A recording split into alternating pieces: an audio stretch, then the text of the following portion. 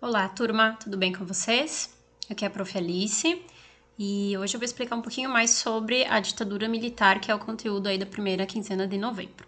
Então, a ditadura militar no Brasil, ela vai acontecer de 1964 até 1985. Para começar, o que é uma ditadura? Então, a ditadura, ela é basicamente o contrário de uma democracia. Ela é um regime onde não há participação popular, ou quando existe a participação popular, ela é limitada, ou ela é inibida, ela é proibida. Então, a ditadura, ela é um governo que não preza pela democracia. Um manda e os outros obedecem. O governo democrático, como nós vivemos, por exemplo, agora, ele é exercido com o consentimento dos governados. Por exemplo, nosso presidente, nosso governador, nosso prefeito, eles foram escolhidos pela maioria das pessoas. Durante a ditadura no Brasil, as pessoas elas não vão poder decidir quem vai ser o presidente, quem vai ser o governador. Então, por isso que a gente diz que ele é antidemocrático. Por que vai ter uma ditadura militar no Brasil? O que estava acontecendo no mundo que resultou nessa ditadura? Principalmente a influência dos Estados Unidos. Nós estávamos na Guerra Fria e existia um perigo muito grande de que o Brasil viesse a ser um país comunista. Como o Brasil é um país grande, cheio de recursos, muito populoso, os Estados Unidos não poderia permitir que no seu continente, no seu domínio, o Brasil fosse instaurar um regime comunista. Então ele começa a articular, junto com as Forças Armadas brasileiras, um golpe para colocar o exército no poder para garantir que isso não acontecesse. Não havia indícios de que o Brasil fosse realmente se tornar comunista, mas como nós estávamos no auge da Guerra Fria, todo mundo tinha esse medo, essa ideologia muito clara entre comunista, que era ser uma coisa ruim, e capitalista era coisa boa. Né? Na América tinha muito isso, por isso que os Estados Unidos vão influenciar. A igreja, na época, a igreja católica, ela tinha muito poder, muita influência, também vai apoiar com medo do comunismo, porque o comunismo ele não apoia as igrejas, ele toma todas as propriedades que pertencem à igreja. Então, com esse medo, também a igreja apoia. A classe média e a elite, obviamente, com os mesmos objetivos, com medo de perder suas propriedades, com medo da redistribuição de terras, todo esse medo do comunismo, resumindo. Então, a ditadura militar ela foi esse período da política brasileira, que os militares governaram o nosso país. Então, eram presidentes vindos do exército, não escolhidos pelo povo. Era escolhido entre eles mesmos. Essa época, quais as principais características da ditadura militar no Brasil? A falta de democracia, como a gente já falou antes, a supressão dos direitos constitucionais, ou seja, aquilo que estava garantido por lei não era mais certo. A polícia prendia sem ter provas, as pessoas eram torturadas, elas não tinham mais seus direitos de defesa garantidos. A censura dos meios de comunicação, nada era publicado, não saía nos jornais, músicas, livros, peças de teatro, programas de televisão, tudo passava pelos censores da ditadura, pessoas que liam tudo para ver se não estava sendo falado mal do governo, se não estava sendo falado mal de algum presidente, de algum ato que o governo tenha praticado. Então, tudo isso era proibido. A censura ela foi muito forte durante a ditadura militar no Brasil. A perseguição política. Então, aqueles que eram contrários à ditadura, eles não poderiam se manifestar como a gente se manifesta hoje. Se eu sou contrário ao governo, eu posso dar minha opinião, por enquanto. Mas na época, não podia. Quem tomava um partido contrário do que estava acontecendo na política acabava sendo preso, torturado, morto, desaparecia. E repressão àqueles que eram contra o regime. Muitas pessoas nesse período elas são obrigadas a se exilar, fugir do país, porque elas eram contrárias ao que o governo estava fazendo. Então, a gente vai ter pessoas se exilando na América Latina, em países europeus, fugindo do que está acontecendo aqui. O governo militar, como ele não estava mais respeitando a Constituição, as leis brasileiras, ele passa a governar através de decretos, que aqui no Brasil a gente chamou de atos institucionais. Então, sempre que o presidente militar quisesse alguma coisa, ele baixava esse decreto. Ele escrevia lá o que ele queria e sem consultar ninguém, não era uma democracia, era uma ditadura, e todo mundo a partir de então tinha que obedecer aquele ato institucional. O Brasil vai ter uma série de atos institucionais e um deles vai estabelecer o bipartidarismo. Então vai existir 2 partidos políticos. Isso é uma forma da ditadura dizer que ainda existia um pouco de democracia, então era uma forma do mundo não enxergar o Brasil como um país totalmente ditatorial. Então vai ter ainda 2 partidos, a Arena e o MDB. A Arena seria aquela que continuaria apoiando o governo e o MDB seria um pouco contrário. Mas, na prática, o presidente fazia o que ele queria. As Forças Armadas faziam o que queriam. Elas não ouviam muito o que esses 2 partidos decidiam na Câmara, no Senado. Então, o presidente tinha total poder para decidir aquilo que ele queria. Como eu já tinha comentado, então, educadores, principalmente educadores das universidades, professores universitários, estudantes também universitários, políticos, personalidades públicas como jornalistas, atores, entre outros, eles vão passar a ser perseguidos, principalmente porque eles vão se posicionar contra, tá? Então, muitos foram calados para sempre, né? Foram mortos, desapareceram, outros conseguiram se exilar, e outros, eles vão se recolher à sua vida privada. Então, nem todo mundo que era contra o regime vai ser morto. Alguns vão temer pelo que estava acontecendo, então eles vão parar de falar mal do governo ou se posicionar contra, e então eles vão ser demitidos das universidades, dos seus cargos públicos, vão fazer outra coisa, não vão parar de publicar, de falar a respeito. Tá? Então, isso é uma ditadura. A ditadura é quando a pessoa não pode falar, se posicionar contra o governo, discordar das ações de um governo. A democracia, ela prevê que as pessoas possam dar sua opinião. Então, aqui a gente tem algumas imagens de protestos que eram feitos no início da ditadura e a perseguição policial que as pessoas sofriam diante desses protestos. Né? Não é como hoje que a gente pode sair nas ruas protestar, que apesar de existir ainda a violência policial muito forte, na teoria as pessoas podem sair na rua, não vai ser todo mundo preso. Claro que a gente sabe que na prática não é bem assim, a gente tem alguns resquícios dessa ditadura, como a violência policial, que ela existe até os dias de hoje, né? Por exemplo, a violência policial contra a população negra, tudo isso vem de uma polícia muito violenta da ditadura que não sofreu nenhum tipo de castigo por isso, nenhuma punição. Então, mais imagens das pessoas fugindo. Né?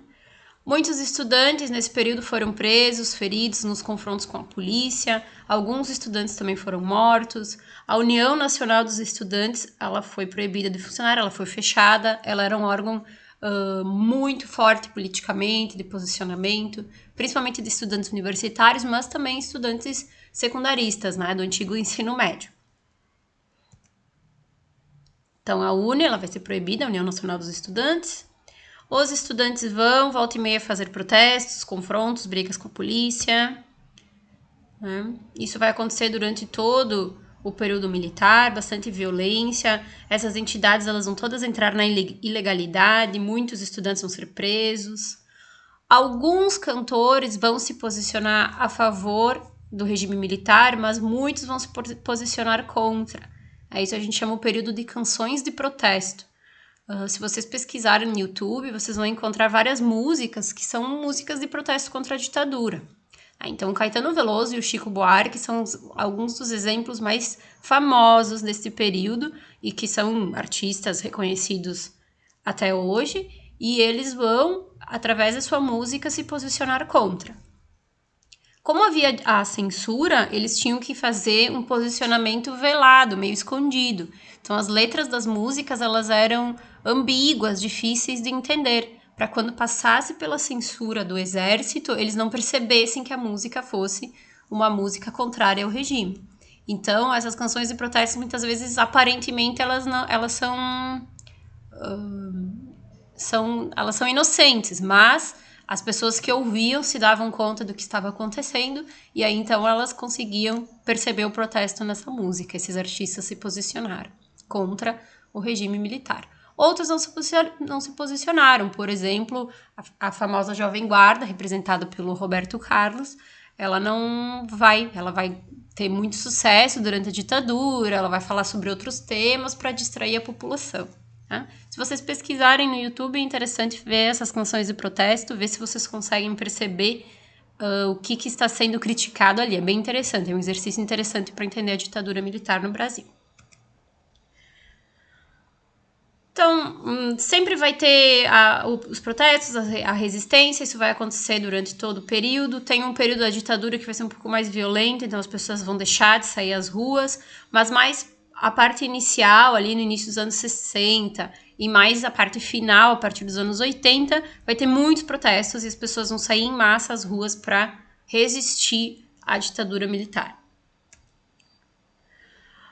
Um dos protestos mais famosos, um dos mais importantes, foi a passeata dos 100 mil, no Rio de Janeiro, onde eles conseguiram juntar 100 mil pessoas. Né? A polícia vai descobrir só depois que está sendo feita essa passeata e ela vai prender assim, todo mundo que ela conseguir. Ela vai prender de caminhão. Mas mesmo assim, devido ao grande número de pessoas, ela vai ser uma passeata que vai fazer muito barulho e vai fazer muito sucesso historicamente no combate à ditadura no Brasil. Outra coisa que se fala muito quando a gente fala em ditadura é no famoso milagre econômico. Muitas pessoas dizem, até hoje, não entendem, dizem que no Brasil, durante a ditadura, o país cresceu, que a economia melhorou. Tem 2 motivos para isso. O primeiro motivo é que nada nos jornais, na televisão, poderia sair falando mal da economia do governo. Então, muitas pessoas ficaram com essa impressão errada de que estava tudo bem.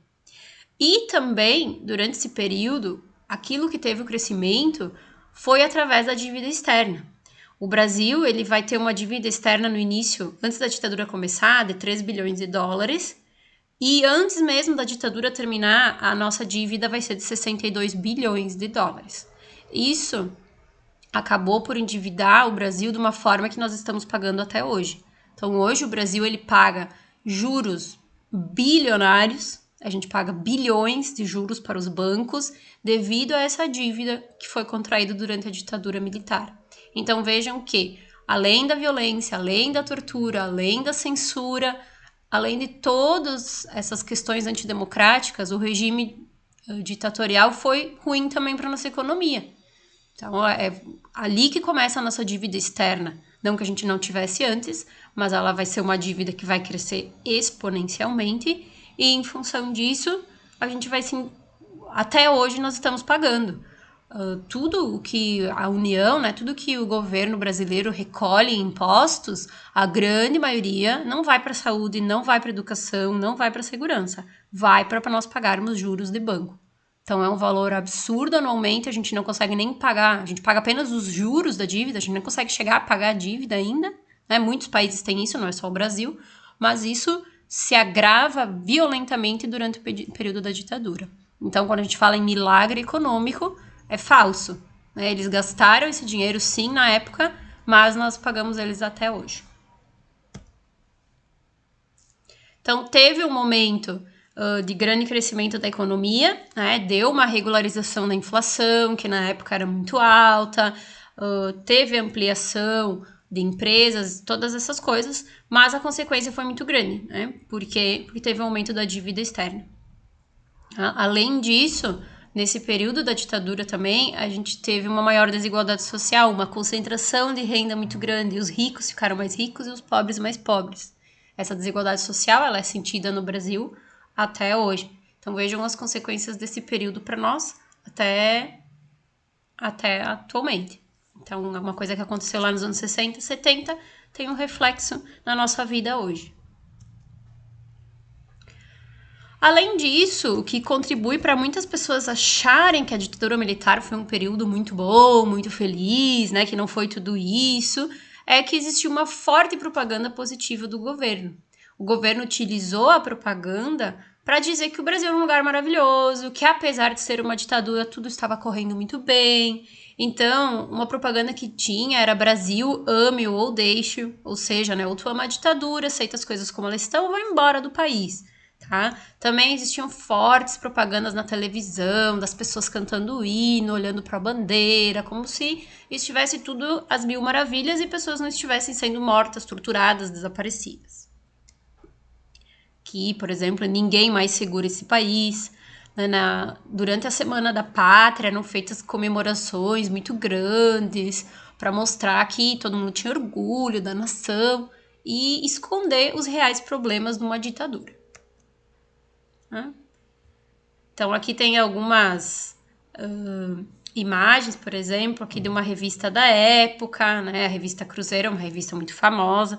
Naquele período, na época, as revistas eram muito importantes. Até os anos 90, antes da internet, a revista era uma forma das pessoas saberem as coisas, não apenas os jornais e a rádio, mas as revistas elas eram fundamentais para formar o pensamento das pessoas.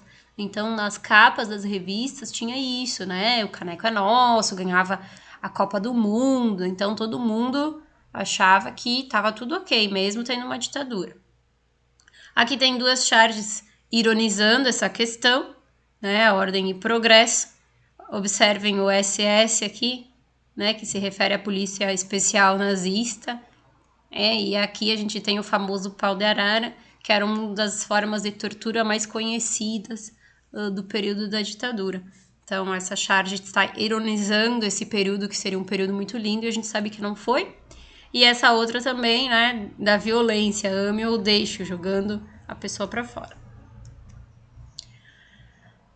Durante aquele período, então, a gente vai ter tortura, repressão, violência. O Centro de Operações e Defesa Interna, o DOI-CODE, ele vai ser onde vai ser feito tudo isso. O nome é muito bonito, muito civilizado, mas na verdade a violência foi muito grande. Se vocês procurarem na internet, vocês vão encontrar relatos de pessoas que sobreviveram às torturas e elas relatam o que aconteceu com elas.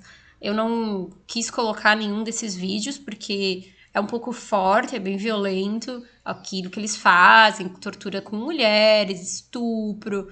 Então, se vocês não se importam, querem ver sobre isso, se vocês pesquisarem, tem vários depoimentos no YouTube desse período das torturas no Brasil. Eu coloco algumas das torturas também nos próximos slides, se vocês não quiserem passar, vocês podem passar, porque é bem violento, então é para vocês entenderem o que realmente aconteceu durante a ditadura no Brasil, e porque muitas pessoas quando falam, volta em ditadura, elas não estão realmente entendendo o que foi uma ditadura para querer isso de volta. Ou elas são totalmente psicopatas e querem que outras pessoas morram, sejam punidas, torturadas, né? Mas geralmente a pessoa não entende o que realmente aconteceu para querer uma ditadura de volta, como a gente às vezes escuta. Pessoas procuradas, então pessoas que eram estudantes, trabalhadores que lutavam contra a ditadura, eram colocados nos jornais como terroristas, né? Assassinos, ou seja, pessoas que resistiram, elas eram perseguidas pela polícia. Né? Um dos casos mais famosos é o do jornalista. O jornalista Herzog era um jornalista que falava mal da ditadura. Ele foi preso, torturado e assassinado. E eles fingiram que ele teria se suicidado na prisão, de uma forma que é impossível, pela altura em que isso aconteceu, né? Isso vai causar uma série de protestos, inclusive internacionais, porque é um jornalista claramente assassinado, forjado um suicídio, e que vai ser um caso muito comentado ali nos anos 70, quando ele acaba morrendo. Algumas charges que saíram nos jornais ali em 2010, por exemplo, essa aqui é de 2010, falando sobre a ditadura, como essa ditadura ainda não foi, as pessoas ainda não foram julgadas, pessoas que torturaram, mataram, elas ainda estão no governo, muitas vezes em cargos muito altos, como coronéis, marechais. Então, apesar da ditadura ter acontecido há muito tempo, ainda existe, sim, pessoas que não foram punidas, né? Que não foram julgadas, não foram responsabilizadas pelo que elas fizeram. Essa charge aqui eu acho muito interessante. Então, o golpe militar, né, ele fala, um general do exército fala, né, destruí tua biblioteca, bati na tua mulher, torturei, acabei com o teu emprego, mas vamos virar essa página da história sem ressentimentos. E o que sobrou da pessoa era só o pé. Então, essa pessoa aqui não vai ser julgada pelos crimes, né? Alguns, inclusive, de tanto tempo que passou, já morreram e não foram julgados e nada aconteceu com essas pessoas, apesar de todos os crimes que elas cometeram durante a ditadura. Aqui eu falei, eu não vou falar muito, só para vocês saberem os tipos de tortura que existiam. A mais conhecida é o pau de arara, mas várias formas de estupro, violência, arrancar unha, algumas coisas que eles inventavam que era bem violento. Vou passar. Se vocês se interessam por essas coisas meio macabras, tem bastante informação na internet. Mas para vocês entenderem que os militares não eram nenhum santinho, né? Eles não eram santos. O último militar a governar o Brasil vai ser o Figueiredo. Ele vai entrar em 1979 e ele vai aos poucos abrir para a volta da democracia. Isso foi um golpe que eles vão dar também na hora de sair para que eles não fossem responsabilizados. Então, vendo que a ditadura estava se enfraquecendo, vendo que a própria Guerra Fria já não tinha o mesmo poder de decisão que tinha no início dos anos 60, em função disso, os militares aos pouquinhos vão saindo do poder de uma forma que eles não fossem julgados por aquilo que eles fizeram, não fossem mortos, condenados.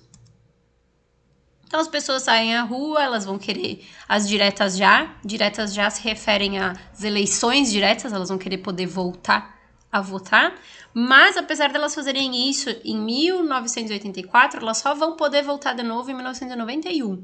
Né? Nosso primeiro presidente democrático vai ser em 91. Antes disso, o Brasil não vota, né, no seu presidente. O mandato do Figueiredo vai durar 6 anos, ele vai encerrar 21 anos de ditadura militar. Inclusive tem um documentário muito interessante sobre isso, que é o dia que durou 21 anos. Muito legal, fala sobre o golpe, sobre a ditadura no Brasil. É um documentário bem premiado brasileiro, tem na internet, se vocês tiverem interesse de saber um pouco mais sobre esse assunto, vocês podem pesquisar. E a anistia significa um perdão, né? Então, a anistia era importante para a redemocratização, para que os presos políticos pudessem voltar para casa, que os exilados pudessem retornar ao país. Porém, o governo vai utilizar essa ideia da anistia para perdoar também os militares, o que na verdade não é o que quer dizer anistia, né? Anistia é preso político, que está fora do país, está preso porque era contra o governo, que ele fosse perdoado. Porém, eles vão usar o termo anistia para se perdoarem também, por isso a impunidade até hoje. Aqui tem uma outra chart para vocês analisarem, né?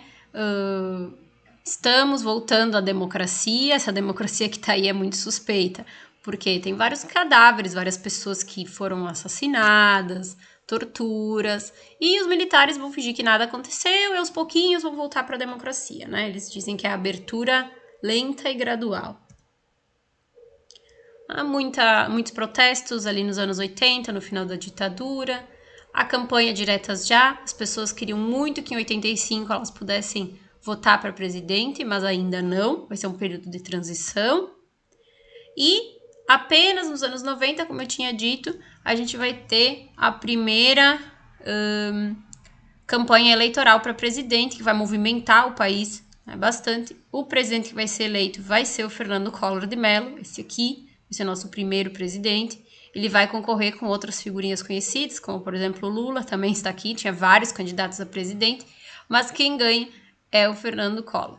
E, então, apenas desde 64 até os anos 90, as pessoas vão finalmente poder escolher os seus presidentes. Tá? A ditadura militar, então, é importante que vocês entendam o que foi esse período, que é um período antidemocrático e que vai ter consequências muito graves na história do nosso país. É um período que vocês não podem deixar de conhecer. Se precisarem de mais informações, dicas de vídeo, vocês podem me perguntar. A gente não tem muito tempo para ver sobre isso, a gente precisaria de várias semanas para trabalhar a ditadura militar, mas esse ano é um ano atípico, então eu quis deixar as coisas mais importantes para vocês, certo? Qualquer dúvida me procurem e até mais.